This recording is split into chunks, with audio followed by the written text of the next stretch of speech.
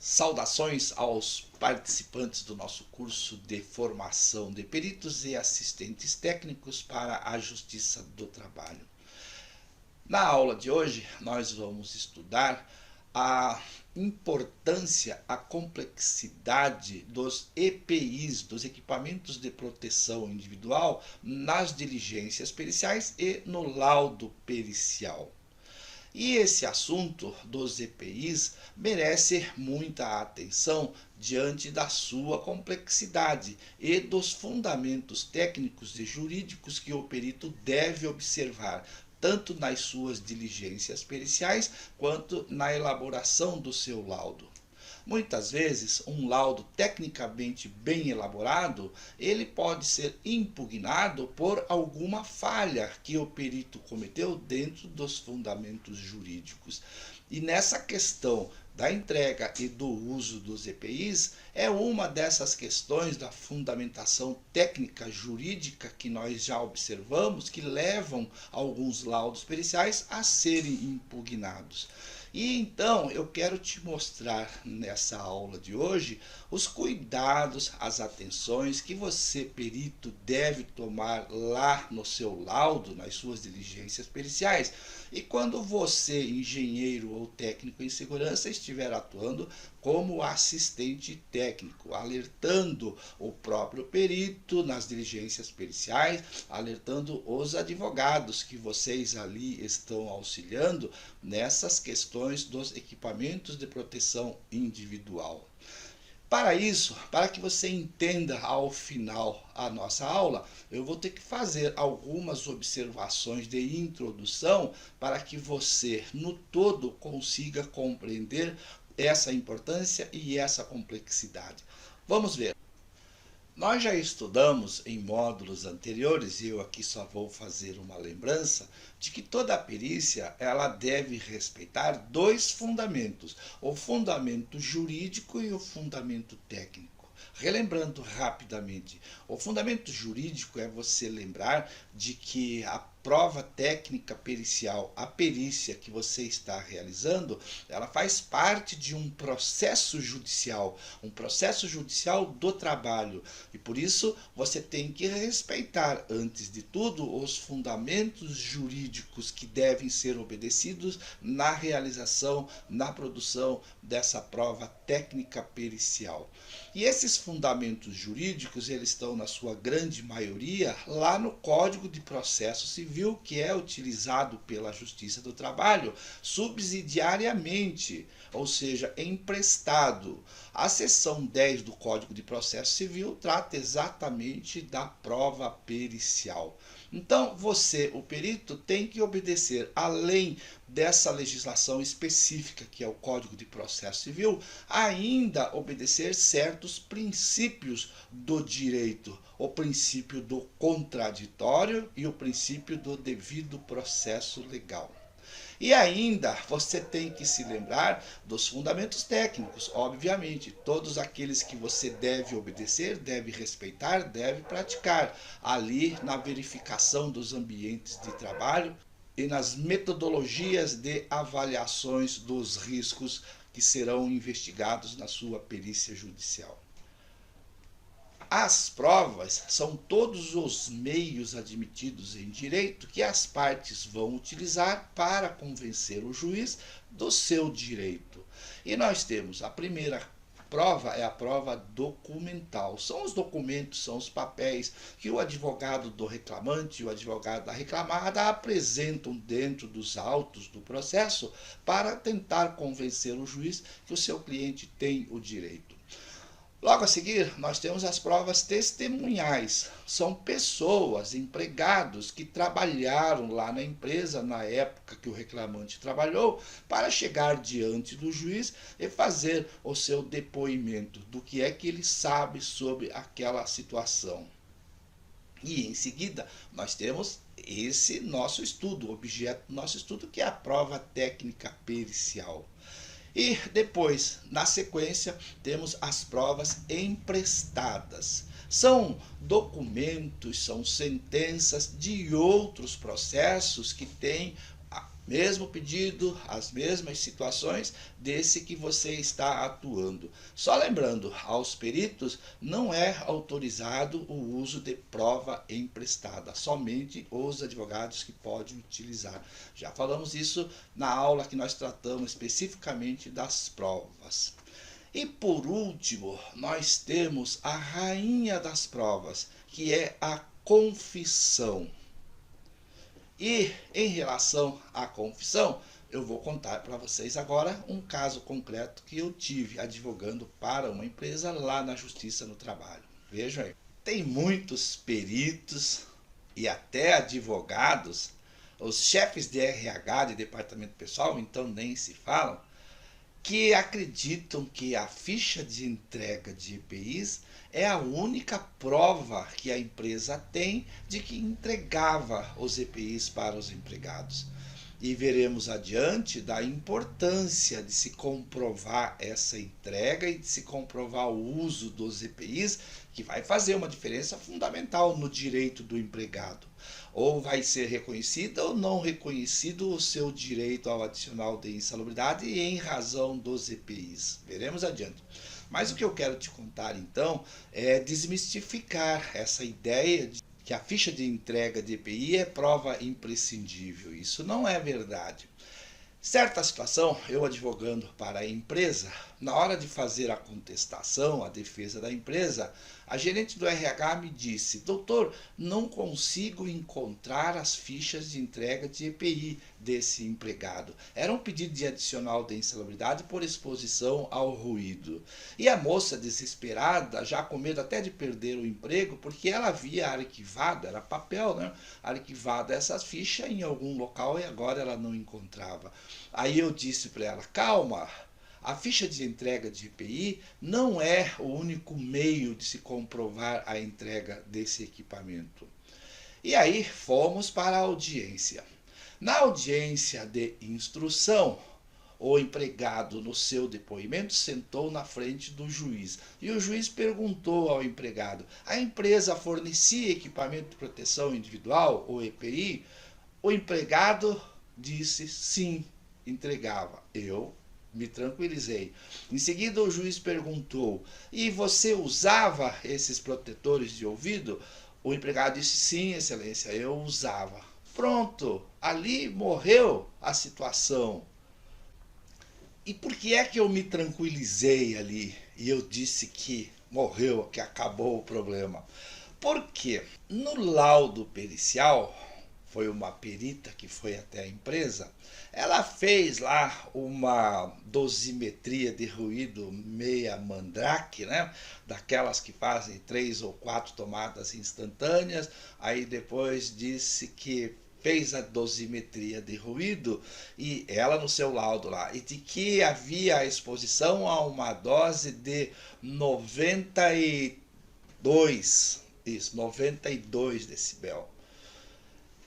Acontece que a conclusão daquele laudo pericial por parte da perita foi fundamental, foi brilhante, eu diria, porque a perita concluiu assim: observado o nível de exposição de 93 decibel, o empregado somente terá o direito ao adicional de insalubridade se a empresa não se desincumbir de comprovar que o empregado recebia e que utilizava os equipamentos de proteção individual. Então, essa conclusão é a conclusão correta de um laudo pericial. Ela disse: olha, a condição, o ambiente é insalubre, 93 decibel. Todavia, se comprovado que o empregado utilizava o protetor auricular, deixa de existir o risco da insalubridade. E aí, aquele empregado, com a confissão de que recebia e de que usava, morreu ali o assunto. O advogado do empregado, até depois nas alegações finais, tentou argumentar de que a empresa não comprovou a entrega do equipamento de proteção individual, não juntou nos autos a ficha de entrega dos EPIs. E aí o juiz, na sua sentença, do indeferimento do direito, disse que o empregado confessou que recebia e que utilizava o equipamento de proteção individual. E aí, com fundamento no laudo pericial, julgo improcedente o pedido de adicional de insalubridade por exposição ao ruído. Então, vejam como o EPI é fundamental, tanto para a empresa comprovar que entregava e que usava, como para o empregado ter o direito ou não ter o direito. Vamos agora ver o que diz a NR15 sobre isso, sobre EPI. É de fundamental importância que você, perito, você, assistente técnico, conheça de cor e salteado, de trás para frente, de frente para trás, o que diz a NR15 sobre o EPI e a neutralização do risco ambiental. No item 15.4 está escrito que a eliminação ou neutralização da insalubridade determinará a cessação do pagamento do adicional respectivo. Ou seja, em condições normais lá na empresa, uma vez eliminada ou neutralizada aquela condição insalubre, cessa o pagamento do respectivo adicional.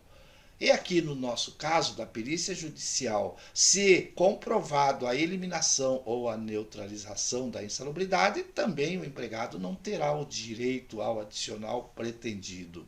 E na sequência, no item 15.4.1, diz que, aí que está a importância, a eliminação ou neutralização da insalubridade deverá ocorrer, dois pontos. Na primeira condição, na letra A, elimina-se ou neutraliza a insalubridade com a adoção de medidas de ordem geral que conservem o ambiente de trabalho dentro dos limites de tolerância. São todas aquelas providências que a empresa toma para, de alguma forma administrativa ou técnica, eliminar ou reduzir o nível do risco. E na letra B, e aqui está o nosso interesse do nosso estudo, que a eliminação ou a neutralização da insalubridade poderá ocorrer com a utilização de equipamentos de proteção individual. Então, por isso, da importância da empresa comprovar que entregava e que o empregado usava os equipamentos de proteção individual para afastar o direito pretendido pelo empregado. Então agora, passando essa introdução, onde eu te mostrei que a perícia judicial deve obedecer os fundamentos jurídicos e os fundamentos técnicos da perícia judicial no trabalho. Agora que eu já te mostrei a NR15 e a importância da entrega e do uso do EPI, te contei aquela história de que a ficha de EPI não é prescindível lá na comprovação da entrega e do uso do EPI, eu vou te falar agora, vamos entrar no mérito dessa aula, na bronca que existe, na complexidade e no erro que você, perito, você, assistente técnico, principalmente você, perito, não vai cometer na sua perícia. E quando você, engenheiro ou técnico em segurança, estiver atuando como assistente técnico, observar o que é que o perito vai fazer em relação ao EPI.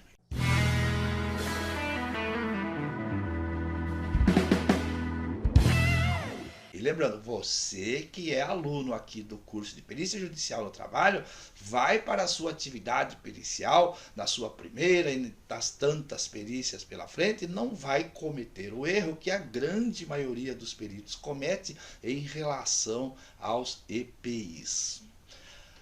Eu vou te mostrar agora em seguida uma observação que muitos juízes, quando nomeiam o perito, mandam um recadinho para o perito. Eu penso que deveria ser uma obrigação imposta por todos os tribunais regionais para que todos os juízes, quando nomeiam o perito, fazer essa observação, esse recadinho aí para o perito. Vamos ler. O que é que foi feito aqui nesse caso? Foi um juiz do trabalho, quando nomeou o perito, ele mandou o seguinte recado. Na elaboração do laudo, o perito deverá abster-se, ou seja, evitar, quase que dizendo é proibido, de fazer o seguinte. Olha, está até em letra caixa alta. Então, o perito deverá abster-se de responder quesitos e de coletar provas a respeito de fatos relativos ao contrato que independem de conhecimento técnico especializado. Aí o juiz dá um exemplo. A exemplo da duração da jornada de trabalho ou então do fornecimento, fiscalização e uso de equipamentos de proteção, na esteira do que estabelece o artigo 420 do CPC. Vamos entender melhor esse recado e por que é que o juiz dá esse recado e você, perito, tem que obedecer cegamente? Muito bem, feita a leitura, então, o que eu quero dizer é o seguinte. Vimos há pouco de que as provas lá no processo de trabalho, nós temos a prova testemunhal, a prova documental e a prova técnica. Aqui o juiz citou o artigo 420 do CPC, que diz assim: quando o juiz se defrontar com um assunto técnico de que ele desconhece aquela matéria, deverá nomear um perito, que é o seu caso lá na perícia judicial. Então, o juiz nomeou você, perito, para você ir até o ambiente de trabalho e fazer as verificações do ambiente em relação aos riscos ocupacionais. Seja frio, calor, ruído, agentes químicos, enfim. Você está sendo nomeado para ir até o local, fazer as avaliações quantitativas e qualitativas e aí descrever no seu laudo se a condição existente é insalubre. Agora, em relação, como o juiz diz aí, não faça perguntas, não colete provas a respeito da jornada de trabalho, da entrega e do uso de EPIs. Por quê? Porque esses assuntos de jornada de trabalho não é atribuição do perito perguntar para o Joãozinho, para a Mariazinha, ou seja lá para quem for, que hora que entrava, que horas que saía, qual que era o intervalo, se tinha intervalo para café, para almoço. Isso não é prova técnica. Questões relacionadas com a jornada de trabalho é prova documental ou prova testemunhal, não é prova técnica. Então não cabe ao perito fazer a produção dessas provas. Agora, o que mais nos interessa aqui no nosso estudo é em relação à entrega e o uso dos EPIs. A grande maioria dos peritos adentra nesse assunto. E aí é que mora o perigo do seu laudo ser impugnado. Porque entrega do EPI é prova documental. É a ficha de entrega do EPI que vai comprovar ou não que a empresa entregou os equipamentos de proteção individual. Ou então, como eu contei na história, a confissão do empregado. Então, não é atribuição do perito fazer perguntas para paradigma, para outros empregados. Oh, conhece o reclamante? Conheço. Ele utilizava equipamento de proteção individual? Aí vão responder sim ou não. Aí ele vai para uma outra pessoa lá. E daí a empresa entregava, ele usava? Isso não é prova técnica. O perito que faz isso corre um sério risco de ter o seu laudo impugnado pela produção de prova que não é prova técnica. E repetindo, a atribuição do perito nas diligências periciais na nomeação feita pelo juiz é para produzir a prova técnica, ir até o ambiente de trabalho, fazer as averiguações, fazer as suas medições, as suas avaliações qualitativas e quantitativas do risco ambiental a que o empregado está pedindo o adicional de insalubridade. E por que é que o perito não pode fazer perguntas em relação à entrega do EPI? Ora, porque, já disse, é uma prova documental. E outra coisa, o perito não tem o poder de ouvir testemunhas. Porque somente o juiz pode ouvir testemunha. Porque um empregado pode dizer que entregava, o outro pode dizer que não entregava, que a empresa não entregava. Um empregado pode dizer que o reclamante usava, o outro de que não usava. E aí? Estabeleceu-se o princípio do contraditório. E somente o juiz pode ouvir as testemunhas e concluir quem é que está dizendo a verdade, quem é que está dizendo a mentira, para depois fundamentar a sua sentença. Em relação ao uso dos EPIs, da mesma forma, prova testemunhal. Então, somente testemunhas lá na presença do juiz pode dizer se a empresa entregava ou não entregava, se usava ou se não usava. Mas nessa história do perito não poder ouvir testemunha, tem gente aí que já deve estar perguntando, quem já tem uma certa prática, quem já estudou, vai me perguntar, mas Zeca, lá no parágrafo 3º do artigo 473 do CPC, aonde diz que peritos e assistentes técnicos podem se utilizar de todos os meios necessários para a produção da prova técnica pericial. E aí relata as situações que perito e assistentes técnicos têm igualdade, e num determinado ponto diz assim, e ouvir testemunhas. Você está se contradizendo, vão me dizer. Eu digo, não, é tudo uma questão de interpretação. A norma jurídica, ela deve ser interpretada em conjunto, dentro de um sistema com as demais legislações e de acordo com os princípios do direito. O juiz, quando mandou aquele recado lá para o perito, abstenha-se de coletar provas, de produzir provas, de ouvir, ele relacionou os assuntos. Ele escreveu jornada de trabalho, entrega e uso dos EPIs, na esteira do que diz o artigo 420 do CPC, ou seja, não é prova técnica. Não exige conhecimento técnico do juiz.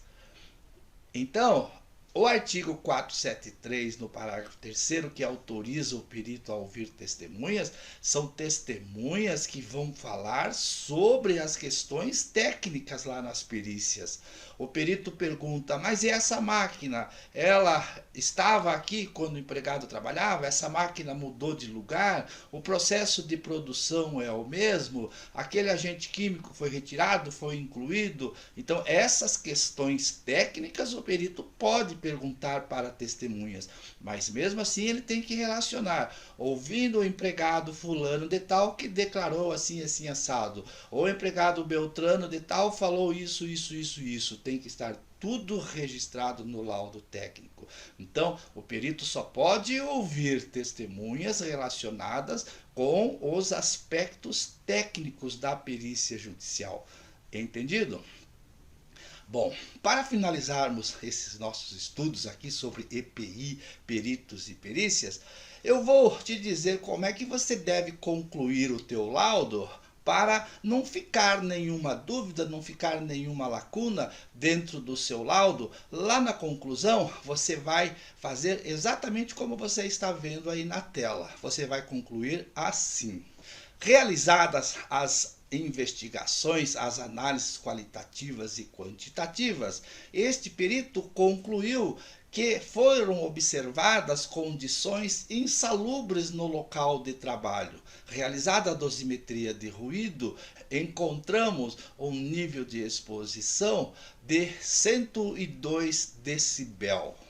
Portanto, a condição no local, no ambiente de trabalho, pode ser considerada insalubre nos termos da NR15, anexo 1, anexo 2 da NR15.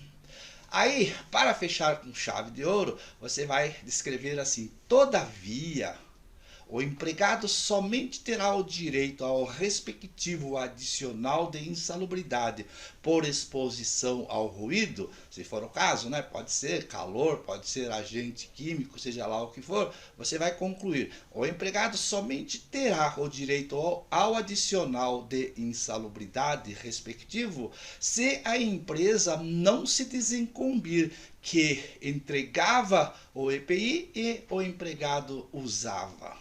Pronto, essa é a conclusão com chave de ouro. Por quê? Porque a entrega do EPI, o uso do EPI são provas documentais, são provas testemunhais, você passa a bola para os advogados e para o juiz. E o juiz, então, tendo o seu laudo, os advogados tendo o seu laudo, vão se preocupar. A empresa vai se preocupar em comprovar, através de documentos, através de provas testemunhais, que entregavam o EPI e que o empregado usava. Então, é assim que você encerra essa questão do EPI na perícia judicial, no seu laudo, sem correr nenhum risco de impugnação. Eu espero que você, aluno do curso de perícia judicial, você, engenheiro que vai ser perito, você, técnico de segurança que vai atuar como assistente técnico, tenha gostado dessa aula e, sobretudo, tenha entendido. Portanto, cuidado com o EPI lá na perícia judicial do trabalho. Valeu, até a próxima aula. Tchau!